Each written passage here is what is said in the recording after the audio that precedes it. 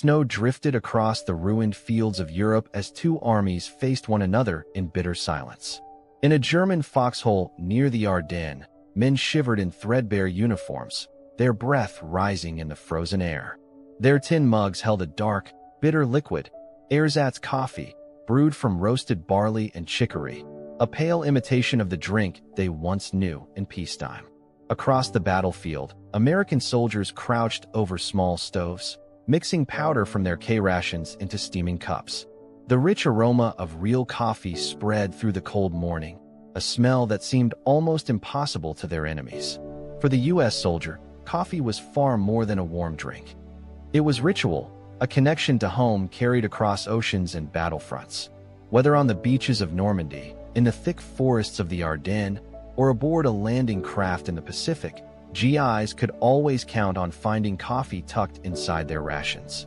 Each packet included instant coffee, sugar, and even powdered cream, small luxuries that became symbols of a nation's industrial reach.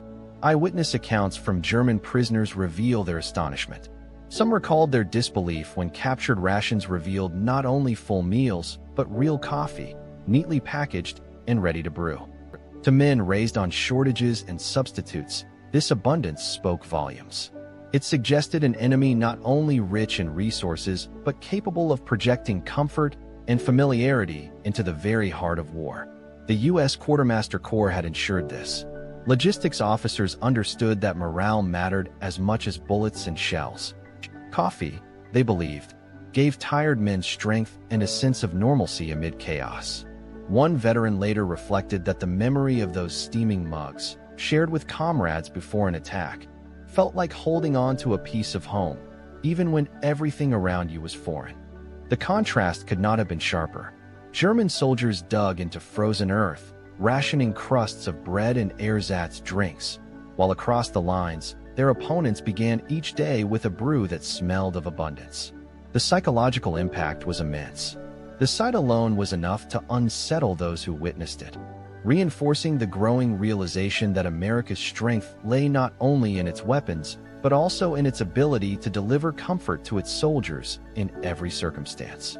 Even in the chaos of combat, American GIs found ways to keep their ritual alive.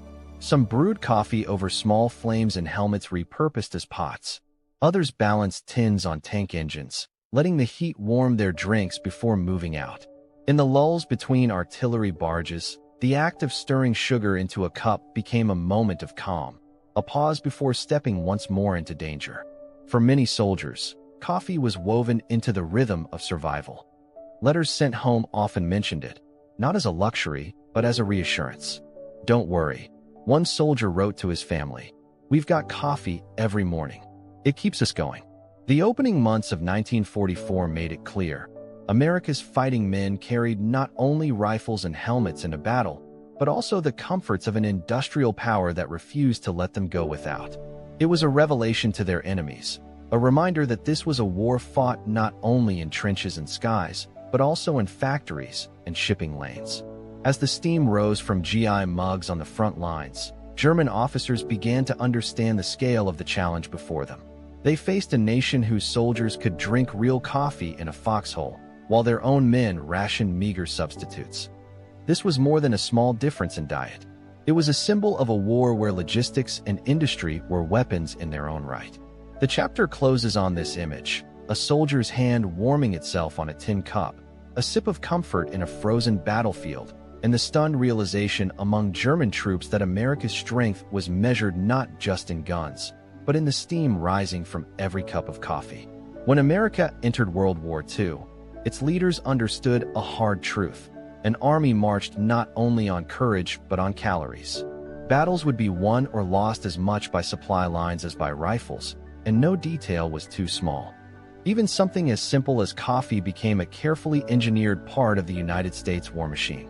By 1942, the U.S. Quartermaster Corps unveiled the K-ration, designed by physiologist Ansel Keys to sustain a soldier for one day of combat. Lightweight, compact, and calorie-dense, it contained canned meat, biscuits, chewing gum, chocolate, cigarettes, and, always, a small packet of instant coffee with sugar and powdered cream. Soldiers joked about its monotony, but But in foxholes from North Africa to Normandy, the sight of that familiar coffee packet often meant more than the food itself. It was a ritual that steadied nerves and kept men grounded amid the chaos. The sea ration followed, offering hot meals when heated, including stews, beans, and meat with vegetables. Coffee remained constant, provided in every kit, proof of the American belief that morale was as vital as ammunition. One GI later recalled that the coffee was the one part of the ration you never traded away. You could live without the biscuits, maybe without the candy, but not without the coffee. The German soldier faced a harsher reality. Diaries and letters from the Eastern Front describe mornings of stale black bread and ersatz coffee made from roasted barley, chicory, or acorns. Some units stretched rations with thin potato soup or horse meat when supplies ran low. While American soldiers carried small luxuries like chocolate and cigarettes across two oceans, the Wehrmacht struggled to keep its men supplied even a few hundred miles from home. A captured German private confessed in interrogation that he could not believe American soldiers had real coffee every day, even in the trenches, while his comrades brewed substitutes that tasted like burnt grain. Behind these contrasts stood a logistical miracle. The United States managed to supply over 16 million servicemen with rations, transported across vast oceans and hostile waters. Merchant convoys, Liberty ships, and cargo planes carried millions of tons of food to North Africa, Europe, and the Pacific. In 1944 alone, American factories produced over 1.5 billion individual rations, each carefully standardized, each including that symbolic packet of instant coffee. The impact on morale was immense. Coffee became a unifying ritual, drunk in foxholes, command posts, and even aboard landing craft braving machine gun fire at Normandy. In moments of terror and exhaustion, soldiers clutched their steaming cups, drawing comfort from a taste of home.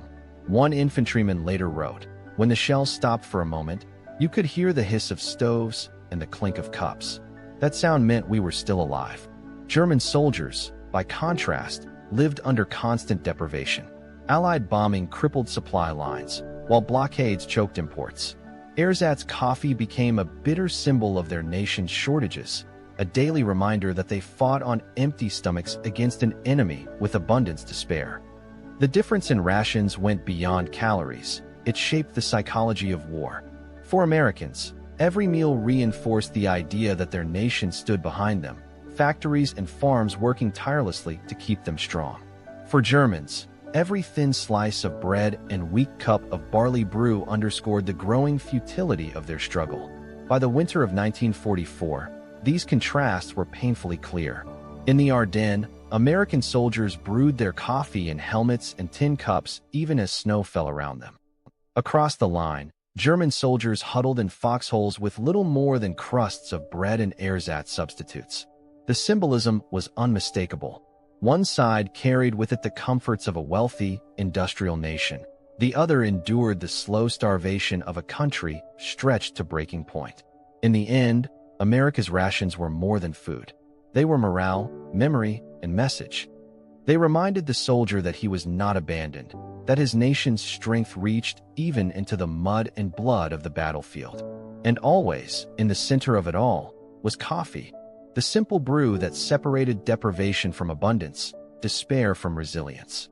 While soldiers brewed their rationed cups in muddy foxholes, half a world away an unseen army worked tirelessly to keep those comforts flowing. The American home front, with its vast industrial capacity, had turned even coffee into a weapon of war. From the earliest days after Pearl Harbor, the U.S. government understood that morale was as critical as ammunition. Coffee was declared a strategic commodity, and imports were prioritized even as German U-boats prowled the Atlantic.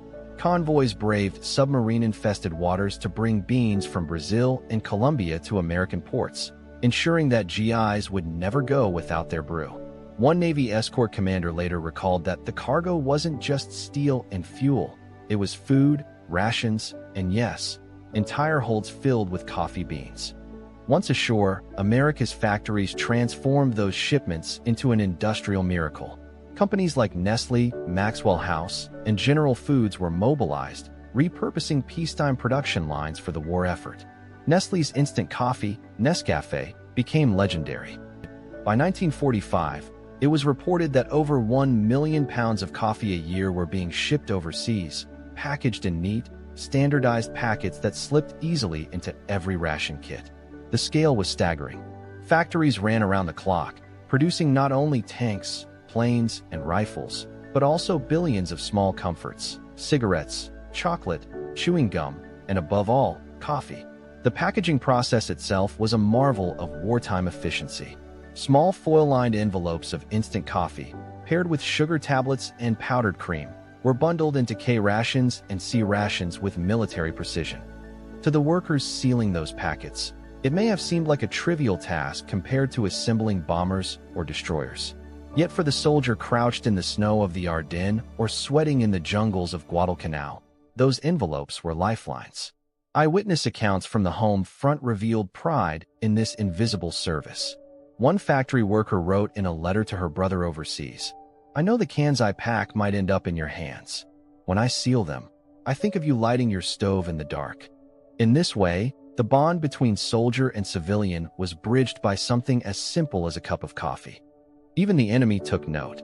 Captured German intelligence reports remarked on the sheer volume of rations supplied to American troops, often with a tone of disbelief. Some Wehrmacht officers, after inspecting abandoned U.S. supply depots in North Africa and France, remarked with astonishment that American soldiers not only had food in abundance, but also luxuries like chocolate and real coffee. One report concluded grimly that such abundance is a weapon as decisive as artillery. The comparison was stark.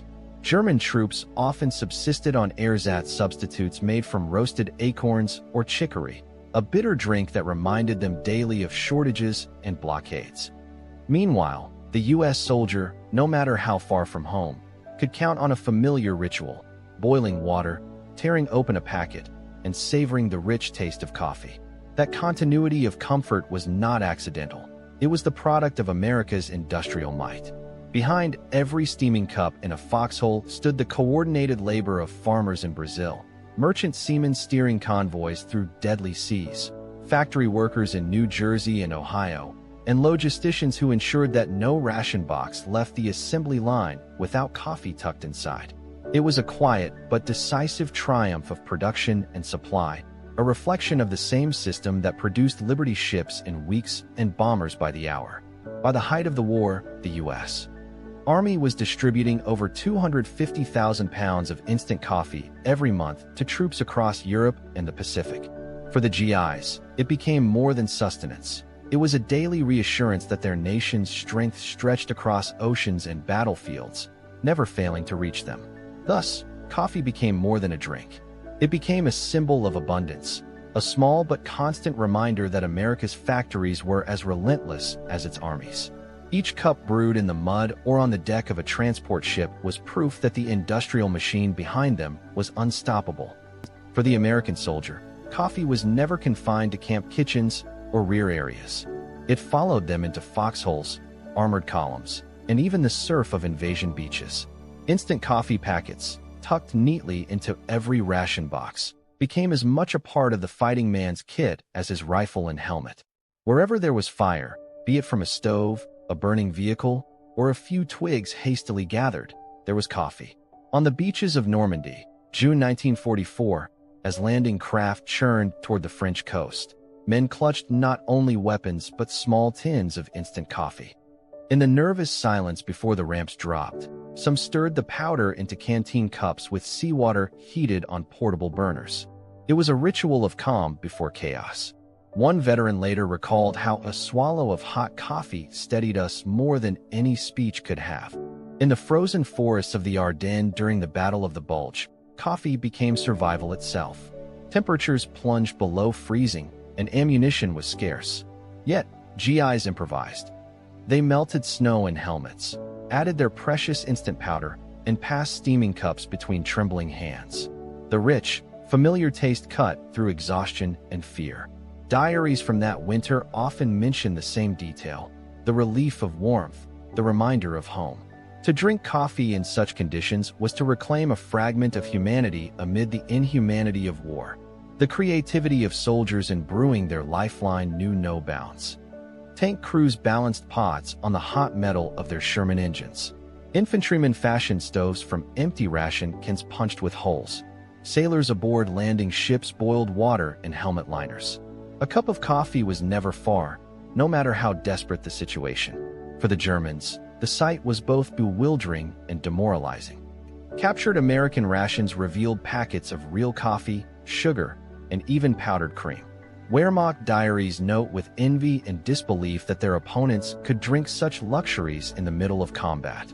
By contrast, German soldiers often relied on ersatz drinks made from roasted barley, chicory, or acorns, bitter substitutes that reminded them daily of shortages and blockades. One captured German officer reportedly remarked, half in jest and half in despair, "Your soldiers fight with coffee in their veins." The psychological advantage was immense. For Americans, coffee was more than caffeine. It was a ritual of normalcy. In the trenches, brewing a cup created a sense of rhythm, a pause that said, "We are still here, still strong." In the Pacific, Marines dug into volcanic ash on Iwo Jima brewed coffee between firefights. In Italy, GIs sipped it while waiting for artillery barges to lift. Across every front, the act was the same: boiling water, stirring powder, and drinking comfort in liquid form. Even in the fiercest battles, moments of quiet humanity appeared around coffee. A platoon might crouch together, steam rising in the cold morning, sharing silence before moving forward. A medic might brew it for the wounded, offering not just warmth but hope.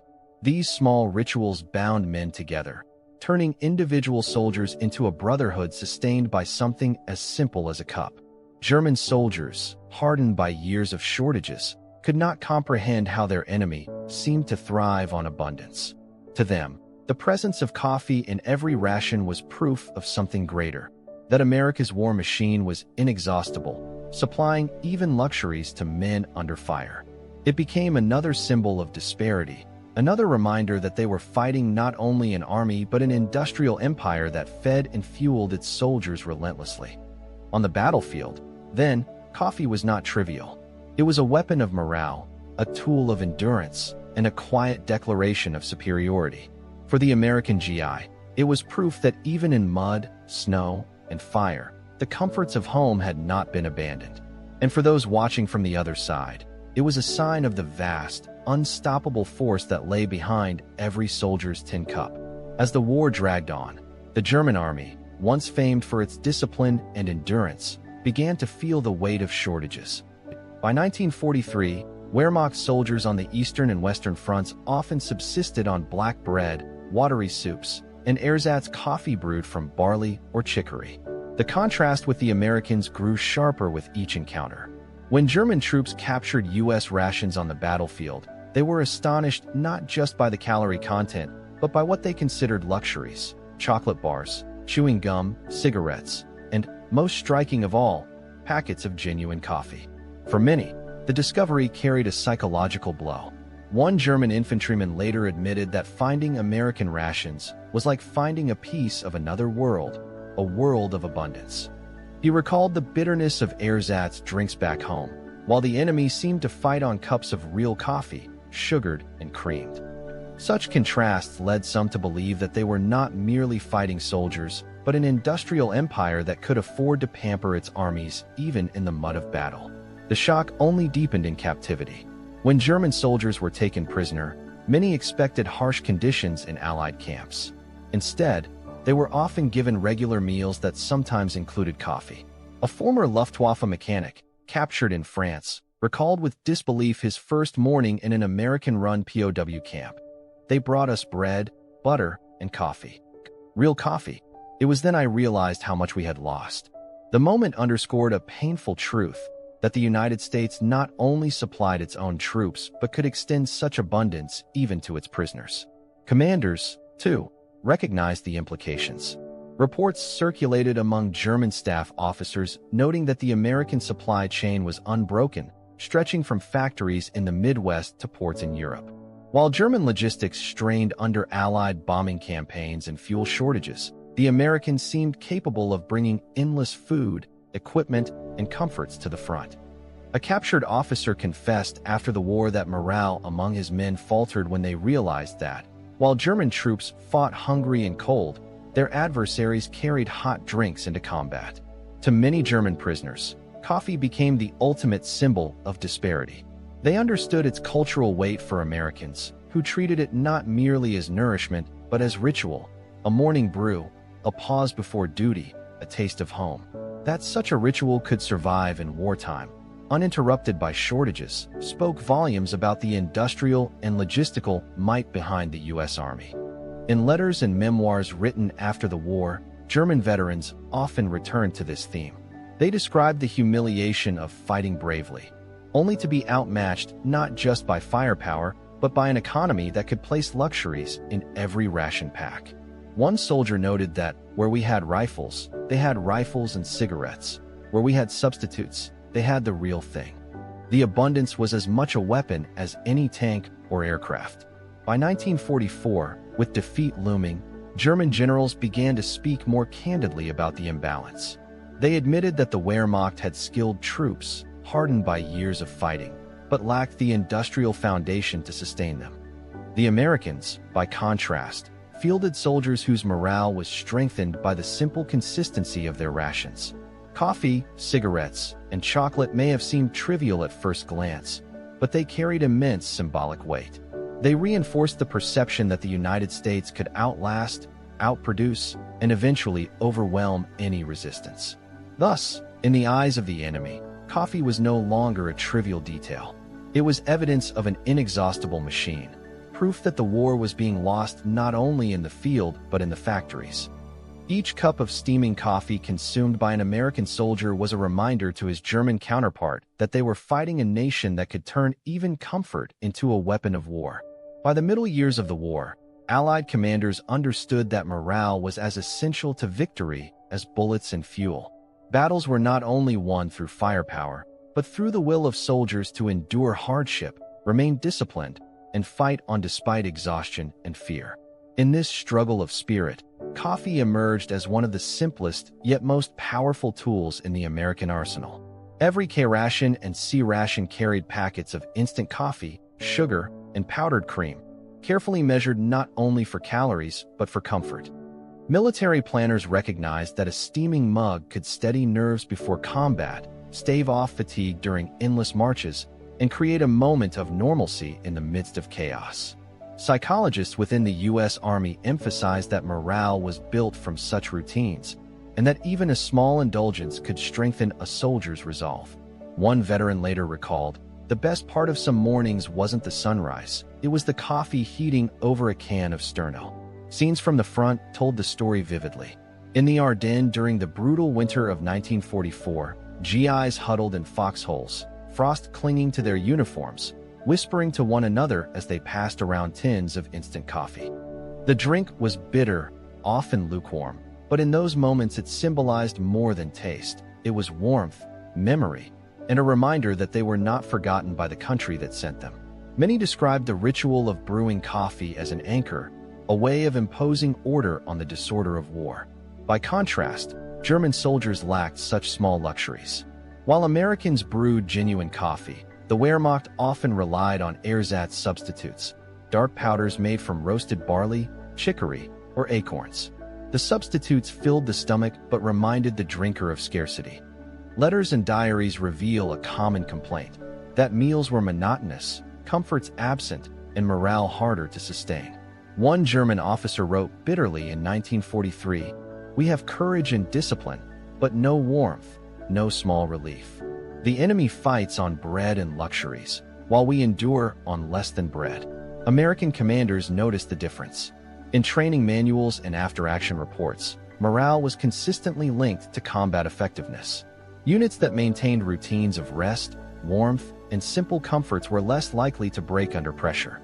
Coffee became a symbol of this philosophy, a deliberate investment in the spirit of the soldier. Mess kits often doubled as coffee cups, and soldiers improvised stoves out of ration cans to brew it anywhere, from North African deserts to Pacific atolls. The beverage also carried a social weight. Sharing coffee was an act of camaraderie, a ritual that bound men together in a bond stronger than regulation. Around makeshift fires or inside damp dugouts, soldiers passed cups, exchanged stories, and briefly set aside the fear of the coming day. Veterans later remembered those moments more vividly than firefights, describing them as the glue that held their units together. German accounts, especially from captured prisoners, often dwelled on this disparity. They were struck by the fact that Americans, despite being thousands of miles from home, carried reminders of civilian life into war. Cigarettes, chocolate, chewing gum, and coffee all reinforced the image of a nation able to project abundance across oceans. For the Germans, the contrast was not merely physical but psychological. It signaled that they were fighting an enemy whose resources, and therefore whose endurance, seemed inexhaustible. By 1945, as the war reached its climax, coffee had taken on almost mythic significance among American troops. Veterans would later describe it not only as fuel for battle, but as a lifeline for the soul. One infantryman wrote after the war, "When everything else failed, when the cold, the mud, the shells seemed too much, we had coffee. That was enough to go on." Thus, beyond the mug, coffee became a quiet but decisive weapon of morale. It was proof that America's industrial machine not only built tanks and planes, but also understood the human heart of war. And in that understanding lay a hidden strength. One cup at a time, the U.S. Army kept its soldiers fighting, believing, and enduring to the very end. By the final months of 1945, the outcome of the war was no longer in question. The German Reich, once boasting of blitzkrieg and victory parades, lay in ruins. Its cities were reduced to rubble, its armies shattered, its people hungry. Yet, in the memories of countless German soldiers and civilians, what lingered most vividly was not only the thunder of American artillery or the swarms of Allied aircraft overhead, but the quiet astonishment at the abundance carried by their enemy. Among those symbols, one stood out: coffee. To the American GI, coffee was as essential as his rifle. It traveled with him in every ration box, brewed in every foxhole, and soothed him through nights of fear and exhaustion. By war's end, coffee had become more than a drink. It was a ritual, a lifeline, and a symbol of a nation's industrial might. German prisoners often recalled their disbelief when captured rations revealed small packets of instant coffee, sugar, and powdered cream. For men accustomed to ersatz substitutes made of roasted barley or acorns, this was not just luxury. It was proof of a wealth they could scarcely imagine. One German officer, reflecting years later, admitted that what shocked him most was not the sight of tanks rolling across the Rhine, but the realization that American soldiers drank real coffee on the march. It was, he said, a reminder that we had lost the war before we even realized it. The statement was not about caffeine, but about what it represented: a nation capable of waging total war without stripping its soldiers of comfort. Historians have since echoed that sentiment. Coffee, like chocolate bars and cigarettes, was one of the quiet weapons of morale. It was the embodiment of the U.S. logistical machine that reached across oceans, ensuring that a soldier crouched in the hedgerows of Normandy or the jungles of Luzon could still enjoy a taste of home. America's enemies saw this abundance not just as indulgence, but as power. Where German soldiers suffered hunger and shortages, their opponents seemed supported by an inexhaustible empire of factories, farms, and shipping lanes. Cinematically, the image remains unforgettable: steam rising from a dented tin cup held by a weary GI, mud caked on his boots, the echo of distant artillery rolling across the hills. In that moment, the war was distilled into its essence. Germany's soldiers fought with valor, but they lacked the comforts and consistency that sustained the will to fight. The U.S. soldier, by contrast, carried his strength not only from weapons, but from the knowledge that his nation stood firmly behind him, supplying him not just with bullets, but with coffee, a symbol of care and endurance. In the broader sweep of history, coffee came to stand for more than daily sustenance. It represented the way industrial modern war was fought. No longer was conflict decided solely by strategy or courage. It was decided in production lines, shipping schedules, and supply depots. The same factories that rolled out Liberty ships, Sherman tanks, and B-24 bombers also ensured that millions of tiny foil packets of coffee reached the front. Each cup brewed under fire was a triumph of logistics, as much as of spirit. German survivors often admitted, with a mixture of respect and resentment, that the Allies had fought a different kind of war. Where the Wehrmacht relied on improvisation, discipline, and sacrifice, the Americans leaned on an industrial engine that seemed limitless. POWs later remembered not only the humiliation of capture, but the shock of being served real coffee in camps, a bitter reminder that even in defeat, their enemy lived in a world of plenty. By the end of the war, coffee had become part of the mythology of the American GI. Veterans who spoke little of battles often reminisced about brewing coffee in their helmets, sharing it with comrades, or clinging to it in moments of exhaustion. It was memory and ritual bound together in a cup, a reminder that in the darkest moments, a taste of home could make the difference between despair and resilience. The symbolism endures. In museums, reenactments, and memoirs, the sight of a ration tin of instant coffee evokes not just nostalgia, but a recognition of what the war revealed. That industrial might, when paired with morale and logistics, could decide the fate of nations. As the documentary closes, the final image lingers, a young soldier, hunched in a muddy foxhole, his breath visible in the cold, raising a steaming cup of coffee to his lips. Around him stretches a battlefield torn by fire and steel, but in his hands rests a small comfort, a symbol of the larger truth of World War II. America did not merely defeat its enemies with planes and tanks. It won with ships, factories, and the simple promise that even in war, a soldier would never be without his coffee.